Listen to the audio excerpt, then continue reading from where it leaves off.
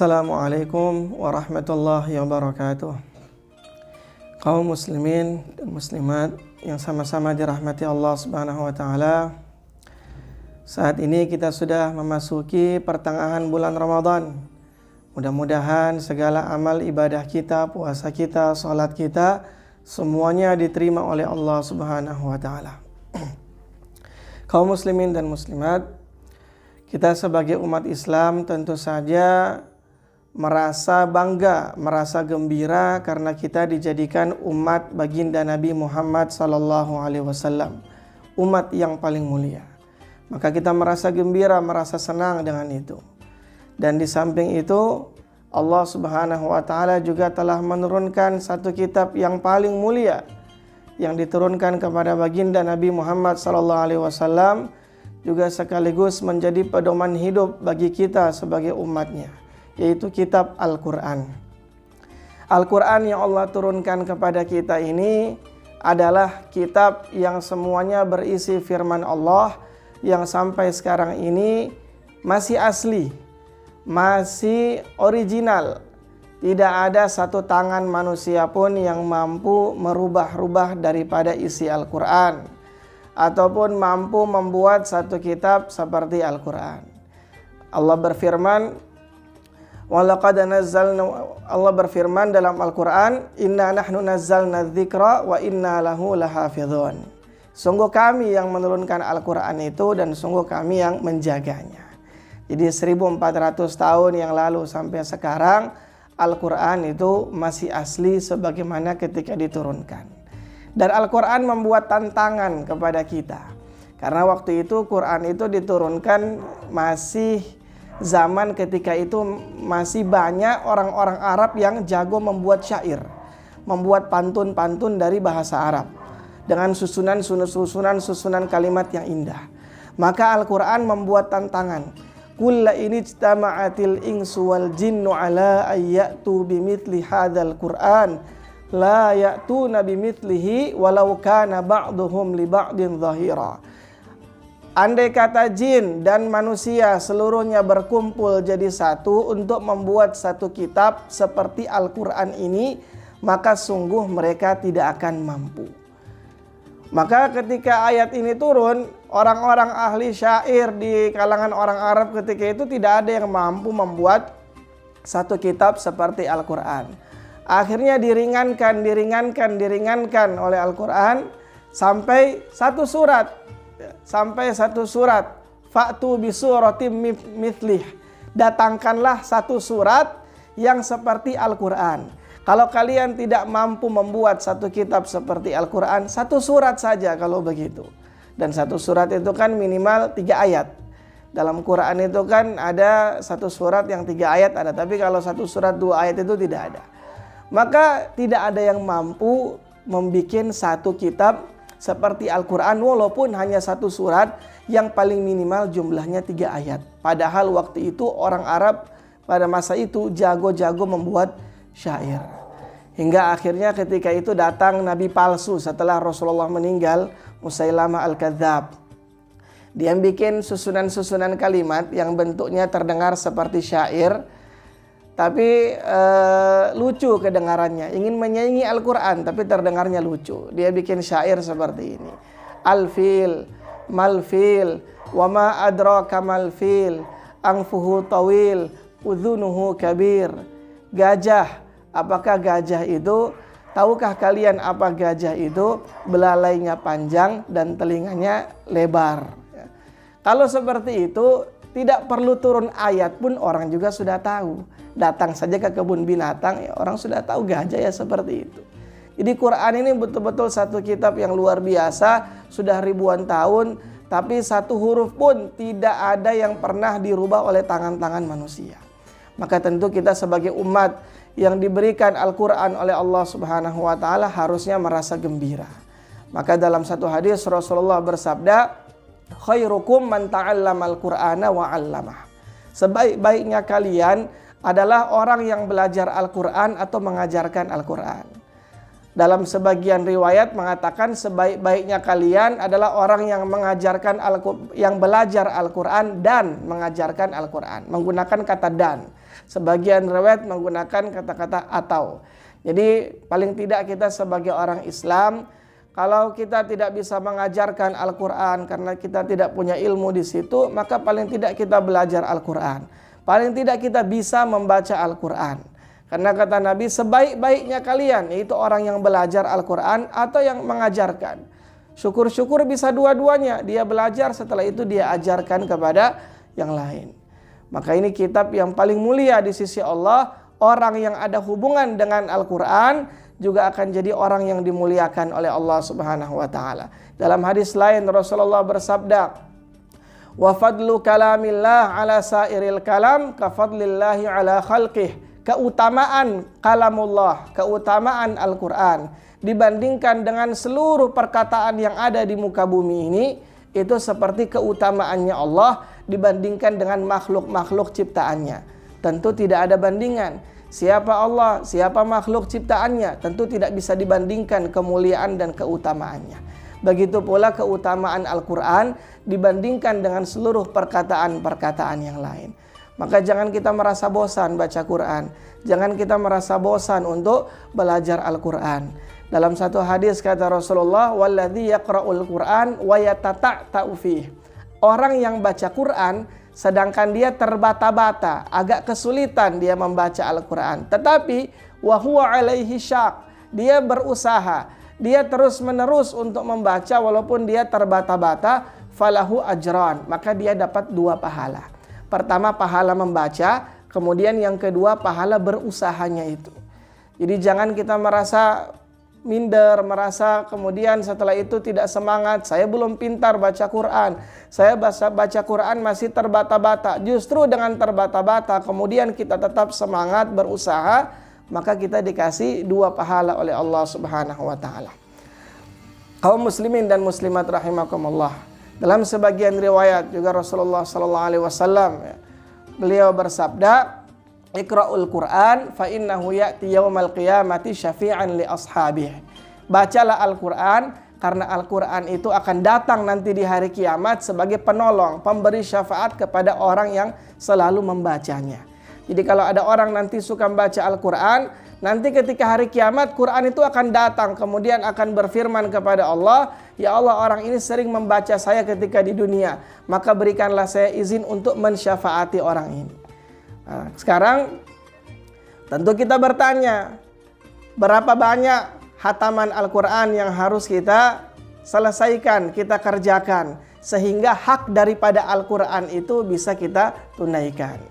Dalam kitab Ihya Ulumuddin karya Al-Imam Ghazali, beliau mengatakan minimal dalam 1 tahun itu 2 kali kita menghatamkan Al-Quran. Maka baru kita dikatakan sudah menunaikan haknya Al-Quran. Dalam 1 tahun minimal 2 kali. Waktu yang cukup panjang dan tidak banyak yang harus kita hatamkan, 2 kali saja. Tapi kalau kita membaca kitabnya Al-Imam Nawawi At-Tibyan fi Adabi Hamalatil Quran, di situ beliau menceritakan beberapa orang, ya, orang-orang soleh terdahulu yang mereka ini hidup selalu dengan Al-Quran. Ada di antara mereka 1 hari itu mampu menghatamkan Quran 4 kali. Bahkan dalam 1 hari mampu menghatamkan Al-Quran sampai 8 kali. Memang orang-orang yang kehidupan itu sudah menyatu dengan Al-Quran. Kalau kita paling tidak minimalnya 1 tahun 2 kali kita hatamkan, baru dikatakan kita telah menunaikan haknya Al-Quran. Maka oleh karena itu berhubung kita ini sudah masuk pertengahan bulan Ramadan, mungkin besok atau lusa kita sudah memperingati, ya biasanya kita memperingati nuzulul Quran, hari turunnya Al-Quran. Al-Quran diturunkan pada bulan Ramadan, walaupun tidak diturunkan secara sekaligus. 30 juz itu tidak sekaligus begitu, tapi berangsur-angsur. 22 tahun, 2 bulan, 22 hari. Kenapa begitu? Banyak hikmahnya, banyak sebabnya. Di antaranya dalam Al-Quran ada ayat, "Wa qala alladhina kafaru laula nuzzila alaihil Qur'anu jumlatan wahidah kadzalika linutsabbita bihi fuadak." Orang-orang kafir bertanya, kenapa Quran itu diturunkan secara jumlatan wahidah? Kenapa Quran itu tidak diturunkan secara jumlatan wahidah, tidak diturunkan sekaligus? Kenapa? Karena dalam Al-Quran langsung dijawab, kadzalika linutsabbita bihi fuadak. Yang demikian itu untuk menguatkan hati engkau wahai Muhammad. Jadi Nabi ketika berdakwah banyak tekanan-tekanan dari orang kafir Quraisy. Ketika datang tekanan, datang ayat untuk menghibur Nabi. Datang lagi tekanan yang lain, turun lagi ayat yang lain untuk menghibur Nabi. Nabi sering resah, hatinya gelisah melihat keadaan kaumnya yang ketika itu jauh dari Allah, memusuhi beliau, tidak mengindahkan, tidak mengikuti daripada dakwah beliau. Maka untuk mengobati rasa gelisah, rasa resah di hati Nabi, untuk menghibur Nabi, Allah turunkan ayat untuk menghibur beliau. Datang lagi gelisah yang lain, Allah turunkan ayat lagi. Itu di antara sebab kenapa Al-Quran itu tidak Allah turunkan sekaligus begitu, 30 juz, 114 surat, 6.666 ayat. Itu sebabnya kenapa tidak diturunkan sekaligus, tetapi berangsur-angsur. Maka oleh karena itu, jangan sampai kita sebagai orang Islam jauh dari Al-Quran. Bosan membaca Al-Quran, apalagi merasa malas untuk belajar Al-Quran. Kita baca Al-Quran, kalau kita dekat dengan Al-Quran, senantiasa membaca Al-Quran, kita tunaikan hak Al-Quran, maka kita akan melihat keberkahan yang akan kita dapatkan dalam hidup kita sebab Al-Quran.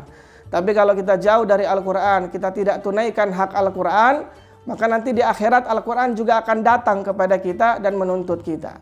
Ya Allah, orang ini tidak pernah membaca saya, tidak pernah menunaikan hak-haknya saya ketika di dunia.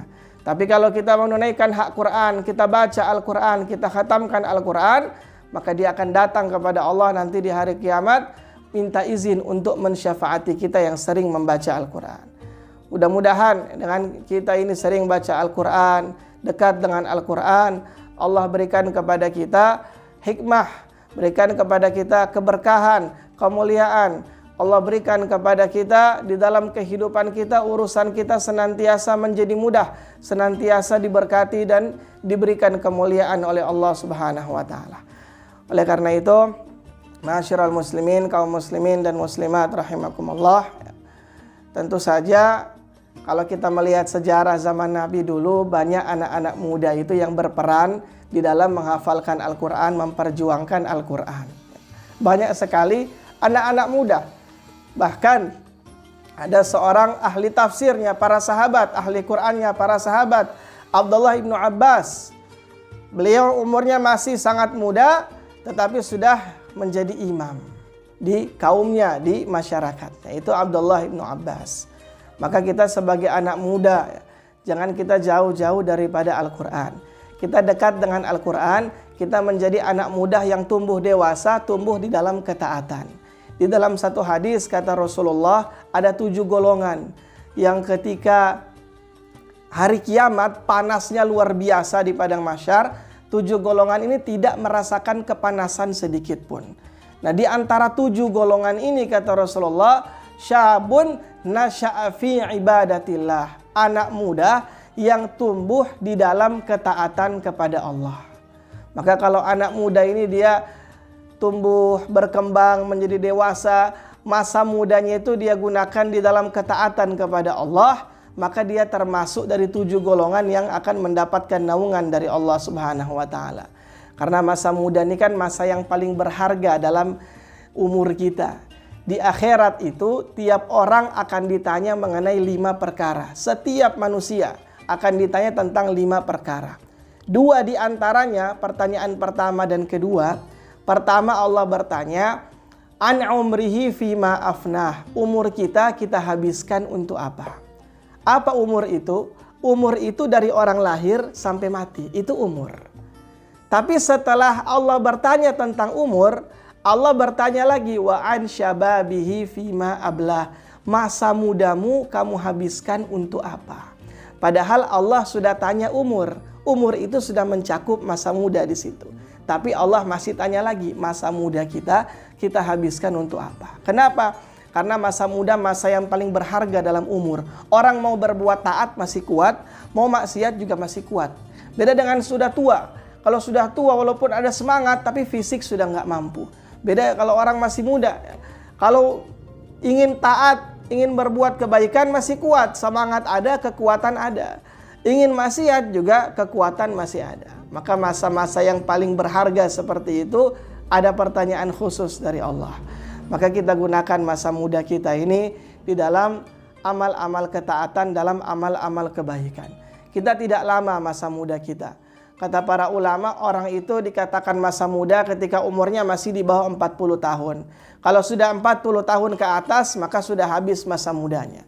Karena di saat itulah masa orang masih kuat-kuatnya. Jangan sampai kita ini ketika masih muda, masih kuat, fisik masih mampu, justru di saat itu kita gunakan untuk hal-hal yang melalaikan. Nanti di saat sudah tua, sudah 60 tahun, fisik sudah lemah, sudah sakit-sakitan, baru kita mau tobat kemudian beribadah. Masa yang masih kuat, masih muda, di saat itu kita gunakan untuk hal-hal yang melalaikan. Jangan sampai seperti itu. Maka masa muda kita gunakan untuk hal-hal yang positif, hal-hal yang mendatangkan ridha Allah, hal-hal yang mendatangkan kebaikan, mendatangkan keberkahan. Karena muda tidak lama. Orang tua tidak mungkin kembali muda, tetapi orang yang muda pasti akan tua. Maka ada sebuah ungkapan dalam bahasa Arab mengatakan, la ya laita syababu ya'udu yauman. Alangkah indahnya kalau masa muda itu kembali walaupun satu hari saja. Orang yang sudah tua itu kalau kita tanya ingin kembali muda, semua menjawab ingin.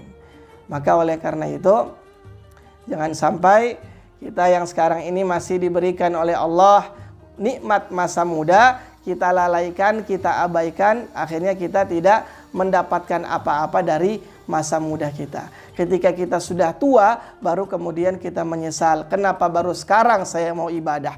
Kenapa baru sekarang saya mau taat di saat fisik sudah lemah, sudah sakit-sakitan? Oleh karena itu, jamaah sekalian, kaum muslimin dan muslimat rahimakumullah, mungkin nasihat yang singkat ini ada manfaatnya buat kita semua.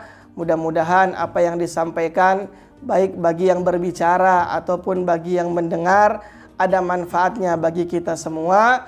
Mudah-mudahan kita apa yang sedang kita alami di saat ini semuanya diberikan kemudahan oleh Allah. Kesulitan, kesusahan yang sedang kita alami, mudah-mudahan semuanya cepat diangkat oleh Allah. Barakah Al-Quran dengan barakah Ramadan, mudah-mudahan semua diangkat, diselesaikan oleh Allah Subhanahu wa Ta'ala. Amin ya Rabbal Alamin. Kurang lebihnya itu yang bisa kami sampaikan, dan kurang lebihnya mohon maaf. Kalau ada keliru, ada kesalahan, itu semata-mata dari kekhilafan dan kebodohan saya. Tapi kalau ada benarnya, itu murni semata-mata dari Allah Subhanahu wa Ta'ala. Wallahul musta'an. Wassalamualaikum warahmatullahi wabarakatuh.